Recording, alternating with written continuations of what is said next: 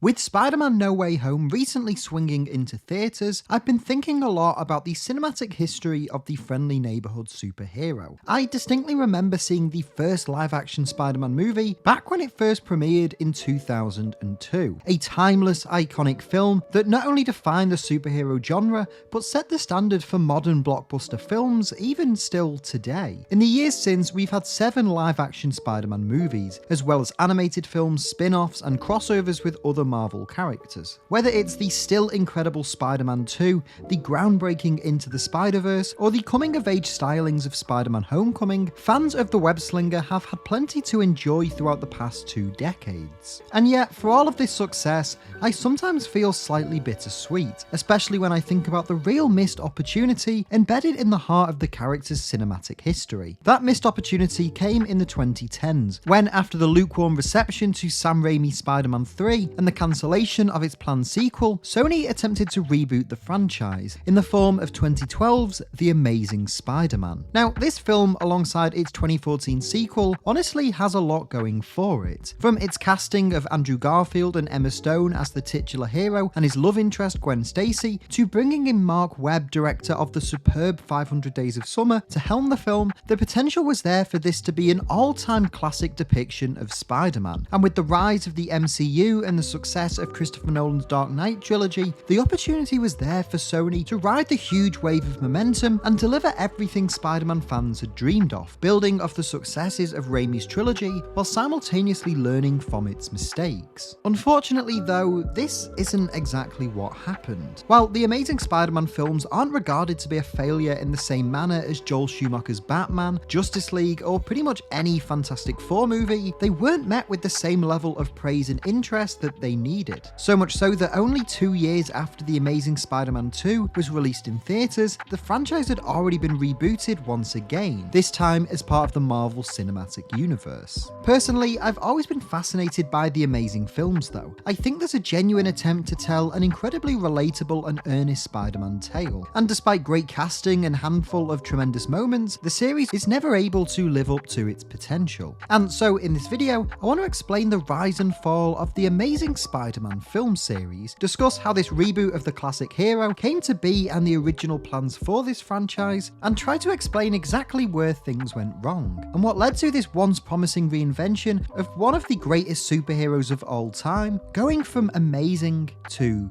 forgotten.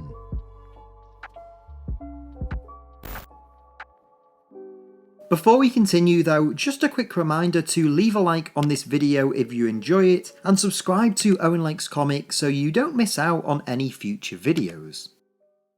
In order to dissect where things went wrong with the Amazing Spider-Man films, I think it's first important to discuss how this series was conceived. You see, Sam Raimi's Spider-Man trilogy was revolutionary. I don't think it's hyperbole for me to say that. However, by the late 2000s, the series' momentum had begun to falter, as the production of Spider-Man 3 was met with frustration and tension between Raimi and the executives at Sony Pictures, eventually leading to a film widely seen as the weakest of the trilogy, and placing future installments in jeopardy. While initial attempts were made to continue with the plans for Spider-Man 4, these tensions saw Sam Raimi ultimately leave the project in January 2010, causing Sony to scrap the project entirely and instead begin developing a reboot of the Spider-Man film series. Only 1 week after Raimi's exit was made public, the studio announced that Marc Webb would direct this reboot, with James Vanderbilt penning the screenplay. In the press release, Amy Pascal, then co-chairman of Sony Pictures, and Matt Tolmach, president of Columbia Pictures, explained that, at its core, Spider-Man is a small, intimate, human story about an everyday teenager that takes place in an epic, superhuman world. The key for us, as we sought a new director, was to identify filmmakers who could give sharp focus to Peter Parker's life. We wanted someone who could capture the awe of being in Peter's shoes, so the audience could experience a sense of discovery while giving real heart to the emotion, anxiety, and recklessness of that age, and coupling all of that with the adrenaline of Spider-Man's adventure. We believe Marc Webb is the perfect choice to bring us on that journey. From the initial announcement, it was clear that Sony aimed to take the franchise back to its roots, focusing on the coming-of-age drama of a teenage Peter Parker that had both enamored readers back in the 1960s and captivated modern audiences in the Ultimate Spider-Man comic series. Webb himself actually cited Brian Michael Bendis and Mark Bagley's Ultimate Comics as a major influence on his version of the wall crawler, telling the LA Times that, "When you walk out of the theater, I want the world you see to resemble what you saw on the screen. Part of the joy of cinema is that you make the impossible look real. I wanted it to be more grounded and more realistic, and that went for the emotion of the scenes, the physical action and the wardrobe. It's less based in Steve Ditko world and probably closer visually and more influenced by Ultimate Spider-Man. But it is also very much a world of our own devising." Several months later, Andrew Garfield was cast as the new Spider-Man, with Emma Stone signing on as Gwen Stacy, Martin Sheen and Sally Field as Aunt May and Uncle Ben, and Rhys Ifans as Dr. Kurt Connors, Peter's mentor who transforms into the villainous Lizard. Released in July of 2012, The Amazing Spider-Man was met with generally favourable reviews, grossing a worldwide total of just over $750 million. Whilst it did make a lower profit than its predecessor, with Spider-Man 3 earning just shy of $900 million, the response to the film was for the most part positive, with Amazing Spider-Man holding a 72% fresh rating on Rotten Tomatoes, with an average score of 6.6 out of 10. The story of The Amazing Spider-Man centres around Peter Parker, a 17-year-old high school student attempting to uncover the truth behind his parents' disappearance. Raised by his Aunt May and Uncle Ben, Peter seeks answers from his father's former partner, Dr. Kurt Connors. However, after sneaking into an Oscorp lab, Peter is bitten by a genetically modified spider, and soon begins to develop extraordinary abilities. As he learns the extent of his newfound powers, Peter begins working with Dr. Connors, attempting to continue his father's research, whilst beginning a relationship with fellow student Gwen Stacy. However, things begin to take a turn for the worse. Following an argument between he and Peter, Uncle Ben is shot and killed by a mugger, causing Peter to begin a search across the city to try and apprehend his killer, adopting the Spider-Man persona to conceal his identity. Spider-Man's actions put him at odds with the New York police, in particular Gwen's father, Captain George Stacy. After a particularly tense confrontation over dinner, where Peter reveals his secret identity to Gwen, we discover that Dr. Connors has actually transformed himself into the Lizard, after testing an experimental formula that he and Peter had developed on himself. First encountering the Lizard on the Williamsburg Bridge, Spider-Man is moved after he saves a child stuck in a burning car, realising the importance of his newfound abilities and the responsibility that comes with them. Discovering Connor's intentions to build a device capable of turning the entirety of New York City into lizards, Peter and Gwen team up to try and stop him. However, when racing across the city to obtain the antidote Gwen has developed, Peter is apprehended by the NYPD, causing him to reveal his identity to Captain Stacy, swinging from cranes until he reaches Oscorp, and with the help of Captain Stacy, Peter is able to obtain the antidote from Gwen and stop the Lizard from unleashing his plans, reverting Connors back to his human form in the process. However, during the climactic fight, Captain Stacy is mortally wounded by the Lizard, with Peter promising him before his death to protect Gwen by leaving her out of his life. After her father's funeral, Peter and Gwen seemingly break up, before reconnecting in the film's final moments, as Peter heroically swings off into the night, firmly establishing himself as the Amazing Spider-Man.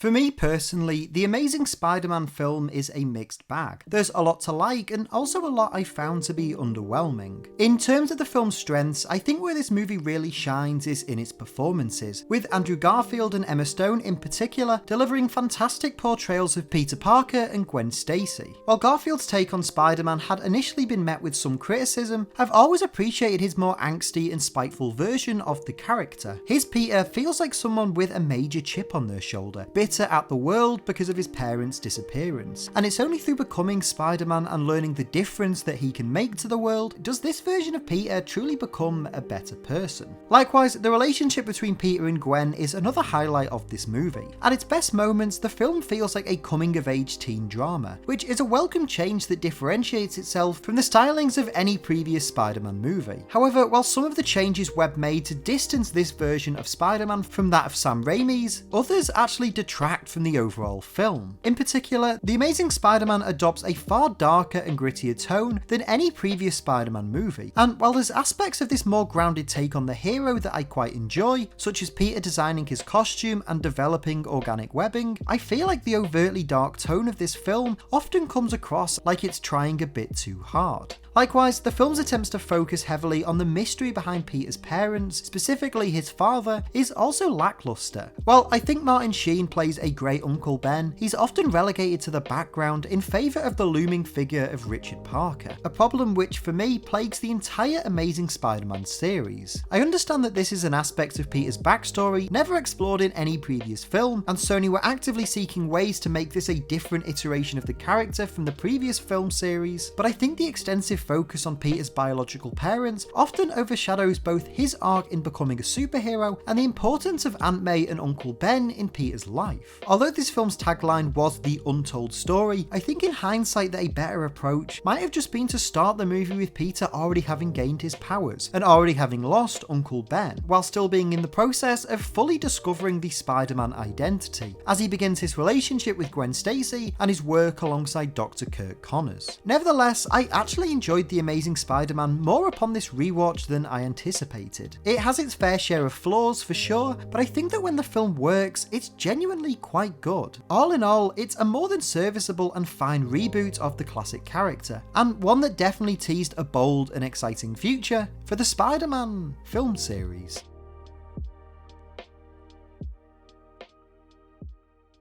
But before we talk about The Amazing Spider-Man 2, I just want to take a second and thank the amazing sponsor of this video, Magic Spoon. So one of my New Year's resolutions for 2022 was to start trying to eat a bit healthier, and one of the foods I was seriously considering cutting out of my diet was cereal. However, Magic Spoon is a cereal that is not only healthy, but still manages to retain the flavour and great taste of the sugary cereals that you remember as a kid. Magic Spoon comes in many different flavours. Here's all the ones they sent me recently. My favourite flavour so far is the cocoa, as you can see. And their cereals have 0 grams of sugar, 13 to 14 grams of protein, only 4 net grams of carbs in each serving, and only 140 calories per serving too. They're also keto friendly, gluten free, grain free, soy free, and low carb. So if you have any health or fitness goals for the new year, I highly recommend trying Magic Spoon out. Click the link in this video's description to grab a variety pack and try it today, or go to magicspoon.com/Owen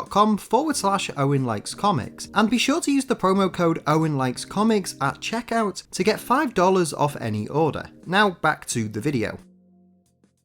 The Amazing Spider-Man had proved to be a relative success for Sony Pictures, becoming the 7th highest grossing film of 2012. As such, plans were immediately put in place to develop a sequel. By September 2012, both director Marc Webb and the film's 2 leads, Andrew Garfield and Emma Stone, were announced to all be reprising their roles in The Amazing Spider-Man 2, with Webb in particular speaking of his desire to not only build off the success of the first movie, but to branch out and explore many different corners of this fledgling Spider-Man universe. By the end of the year, fans would not only see the first look at a redesigned Spider-Man costume, this one heavily inspired by Mark Bagley's Ultimate Spider-Man design, but the announcement of the film's 2 main villains, with Jamie Foxx being cast as Electro, while Dane DeHaan would be introduced as Harry Osborn, Peter's childhood friend who would later become the Green Goblin. Principal photography for The Amazing Spider-Man 2 would begin in February 2013, and it's here that problems unfortunately began to arise. You see, Webb's proclamation that this film would be a launching pad to explore more corners of the universe was telling, as Sony Pictures had major plans to use The Amazing Spider-Man 2 to introduce several new characters and ideas that could be developed into spin-off films. Because of this, Webb ultimately shot an abundance of footage that never made it into the actual film. Arguably the 2 most notable examples of this are Mary Jane Watson, with Shailene Woodley being cast to play the iconic character in late 2012. However, none of her scenes actually made it into the final cut. Likewise, Chris Cooper was hired to play Norman Osborn, who in the actual film only appears in one singular scene, dying of a genetic illness and encouraging his son Harry to continue his research. Originally, Norman was set to be revived at the end of the film by the mysterious man in the shadows, previously seen in the post-credit scene of The Amazing Spider-Man, with the plan that Norman would return and become his own version of the Green Goblin in either a sequel film or a Sinister Six movie. In the end, neither of these actually made it into the final final cut, as The Amazing Spider-Man 2 hit theatres in early May of 2014. The Amazing Spider-Man 2 actually got off to a promising start at the international box office, with its opening weekend grossing just under $92 million, $30 million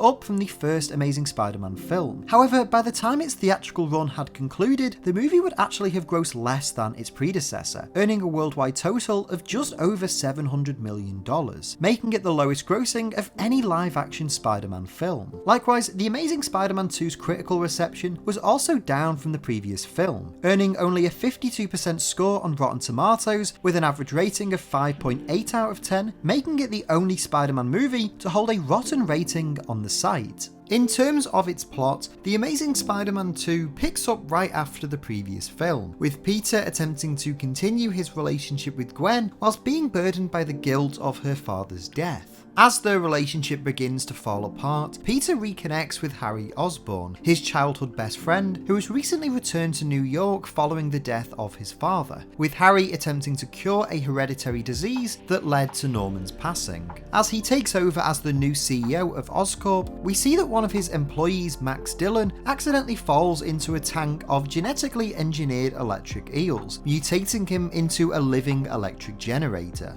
As Max stumbles into Times Square, he panics and accidentally causes a blackout, leading to a confrontation between him and Spider-Man. Initially, Max admires the wall crawler, however quickly turns against the hero and attacks him, with Peter eventually being able to neutralize Electro and allowing him to be transported to Ravencroft prison. After this, Peter attempts to rebuild his relationship with Gwen, complicated by the revelation that she has obtained a scholarship to Oxford, while Harry, whose condition is rapidly deteriorating due to the same illness that killed his father, approaches Peter asking for Spider-Man's blood, believing the DNA from the spider that bit him could be the key to curing this disease. After Spider-Man rejects this idea, worrying what the ramifications could be if he gave his blood to Harry, Osborn instead takes an experimental formula, mutating him and turning him into the Green Goblin, while Peter continues to research Oscorp's shady experiments, discovering a secret underground lab that belonged to his father, which reveals that Richard Parker imbued the spiders with his own DNA. Harry breaks Electro out of Ravencroft, and the villains team up and cause another city-wide blackout. With the help of Gwen, Peter is able to restore power to the city and overload Electro's body. However, as he's neutralized, Harry arrives suited up on his glider, having deduced Peter's secret identity and swearing revenge on his former best friend. Harry kidnaps Gwen and holds her hostage above a clock tower, causing Spider-Man to desperately race to try and protect her. However, during the fight with Harry, Gwen falls down the tower, with Peter ultimately being unable to catch her in time and save her. And as a result, Gwen tragically falls to her death. After this, we see Peter struggle to come to terms with the loss of Gwen, abandoning his responsibility as Spider-Man in the process, before being inspired by Gwen's graduation speech to continue on in her honour, stopping the Rhino's path of destruction and overcoming his loss by embracing his responsibility as the Amazing Spider-Man once again.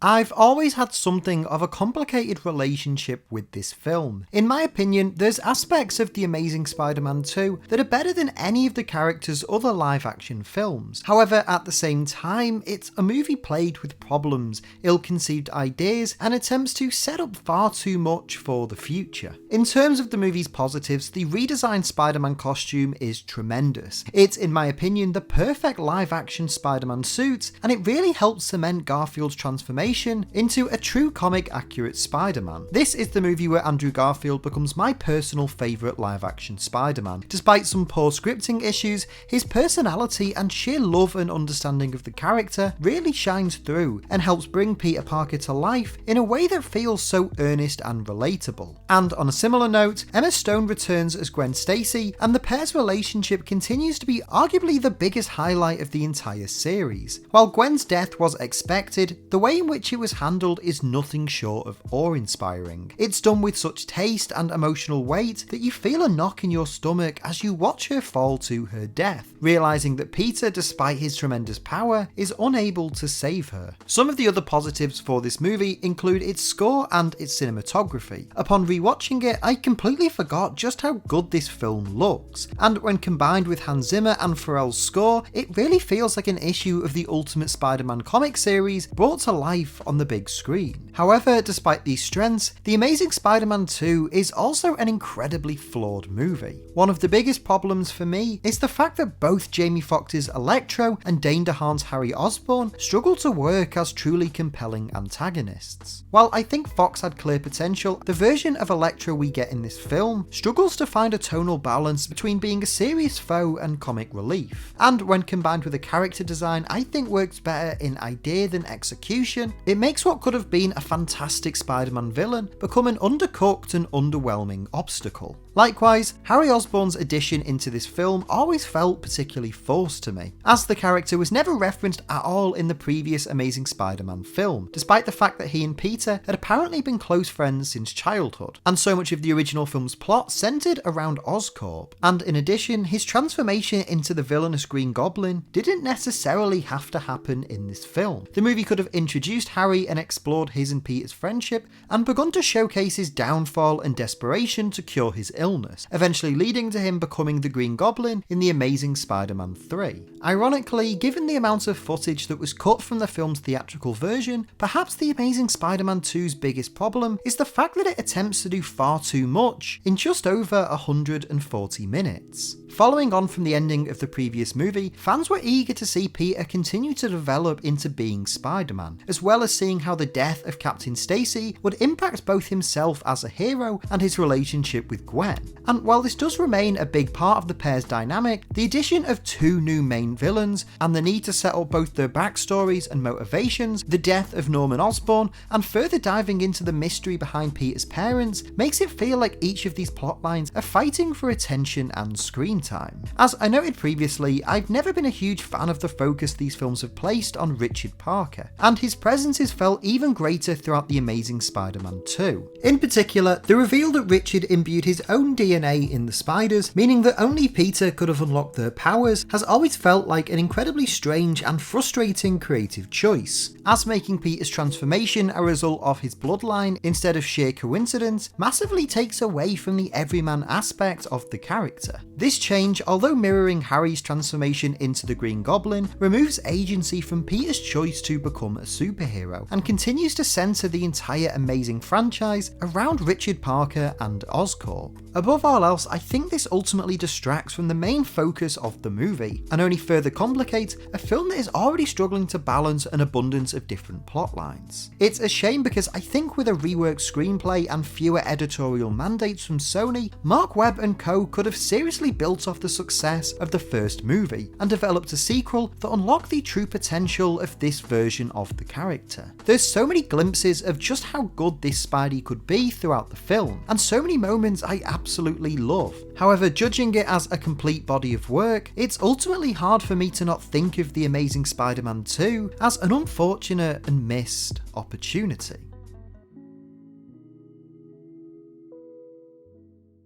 While The Amazing Spider-Man 2 was intended to be the launching pad for an entire shared cinematic universe of Spider-Man related characters, including Venom, the Sinister Six, Silver Sable and Black Cat, the mixed reaction to this film alongside its underwhelming box office performance saw Sony Pictures abandon these plans and reevaluate, eventually making an agreement with Marvel Studios in February of 2015 to reboot Spider-Man once again, this time as part of the Marvel Cinematic Universe. Making his grand debut in Captain America Civil War the following year, Tom Holland would bring this new version of the hero to life, starring in blockbuster team-ups like Avengers Infinity War and Endgame, as well as a trilogy of standalone films. And while this new iteration of Spider-Man has been a tremendous success for both Marvel and Sony, part of me still feels bittersweet about the demise of the Amazing Spider-Man film series. While I'll admit that neither of these films hit the heights of what came either before or after it, I think unfortunately Marc Webb and the team behind these movies were hindered by factors mainly outside of their control, such as the changing climate of comic book movies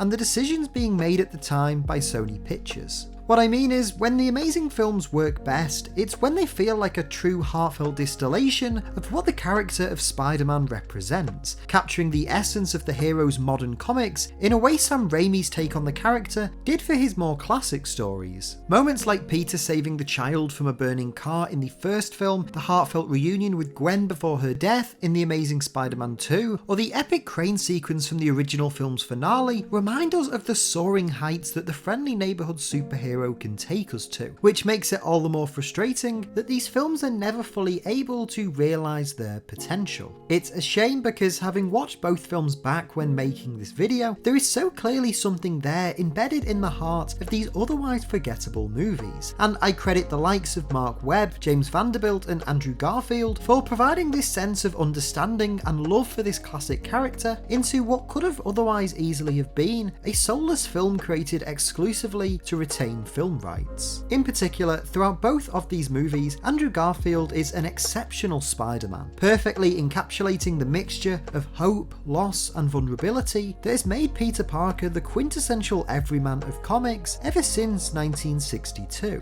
And this, when combined with the exceptional performances of Emma Stone, Sally Field and others, it's clear to see that these films truly could have been as amazing as their name suggested. Ultimately, although these movies as a whole may be imperfect and somewhat forgettable, there's a real charm and an underrated quality within them that I think has been lost as the series faded away into obscurity. So now, almost a decade after this series first began, maybe it's time to go back and re-examine the Amazing Spider-Man films, and try to appreciate them for all of their amazing highs and heartbreaking lows.